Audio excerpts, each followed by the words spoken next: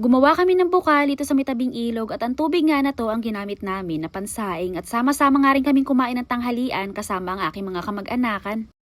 Bago nga kami makarating ngayong umaga dun sa pupuntahan namin ay 5 ilog ang dinaanan namin na puro ganito. At malapit nga rin dito sa pagliliguan namin merong bukid dito yung pinsan ko at merong nga din siyang mga tanim na mga gulay. Kaya naman makikipitas nga muna kami ng mga tanim niya na gulay at eto nga ay isa sa mga uulamin namin para ngayong tanghalian. Napakalawak ng tanim nila dito na talong, yun nga lang kakaunti na lang ang mga bunga at saka maliliit pa. Nakakapanghinayang nga lang kasi kung kailan tumaas ang presyo ng talong doon naman umunti yung kanyang mga bunga. Bukod pala dito sa area na to na pinagpipitasan ko, meron pa ulit silang area na pinagtaniman ng talong na mas malawak naman dito. Eto nga pinagpipitasan ko na talong, talagang kitang-kita mo na kaagad dito yung mga bunga niya kasi naman ang mga dahon niya ay hindi naman ganun kakapal. At nung medyo marami-rami na nga dyan yung mga napitas ko at sa tingin ko nga ay kasya na ulam namin para ngayong tanghalian ay umalis na rin ako. Diretso na rin pala kami lahat niya na pumunta sa may ilog at kung mapapansin nyo nga yung tubig dito sa may ilog medyo malabo pa kasi kagabi ay umulan ng medyo malakas. Nag-ikot-ikot nga rin muna kami dito sa may tabing ilog para maghanap ng panggatong at pagkatapos nga niyan ay gumawa naman kami ng balon. Yung tubig kasi na dala-dala namin dito sa ilog ay kalahating jug lang at kung gagamitin pa nga namin yun na pansaing siguradong kukulangin na yon para sa aming inumin. Tsaka bukod dun sa sinaing, kailangan pa rin talaga namin ng malinis-linis na tubig para dun sa panlaga namin na talong at tsaka dun sa iba pa naming pagkain na lulutuin. Mabilis lang din naman kami dyan na nakapagawa ng balon ng pinsan ko kasi dito sa pinaghukayan namin talagang parang may bukal na at ang kailangan lang namin gawin ay hukayan ng malalim. At syempre, bago namin dyan ginamit yung tubig, hinintay muna talaga namin na luminaw ng husto. Nilagyan din pala namin ng mga malalaking bato na palapad sa may pinakang ilalim para kapag sinalok ko ay hindi sumama yung mga buhangin na maliliit. Eto rin palang nadala namin na bigas medyo may karamihan yung ipa kaya kailangan talaga siya na hugasan ng ilang ulit. Hindi lang yata 4 na beses ko to na hinugasan, parang 5 beses pa yata kasi naman napakadami talagang ipa. Mabuti na nga lang at naisipan namin na gumawa ng bukal kaya meron kaming magagamit ngayon na tubig na unlimited. Pagkatapos kong hugasan ang bigas, ang sunod ko naman na hinugasan ngayon dito ay yung mga talong na pinitas ko kanina. Nilaga lang din pala ang gagawin kong luto dito at hindi ko na nga rin pinagtatanggal pa dyan yung mga tangkay niya. Bukod sa nilaga, masarap din sana mag-ihaw ngayon ng talong. Yun nga lang, maliliit lang kasi yung mga naging bunga niya kaya ilalaga ko na lang to lahat. Bukod rin pala dito sa lulutuin ko na talong, meron pa din naman kaming ibang ulam na lulutuin naman ng dalawa ko pang kapatid. At syempre, para hindi mahirap mag-is-is ng kaldero kasi nga sa kahoy kami ngayon magsasalang kaya naman nilagyan nga muna nila yan ng sabon para madali is-isin. Para nga mabilis kami na matapos sa pagluluto, 2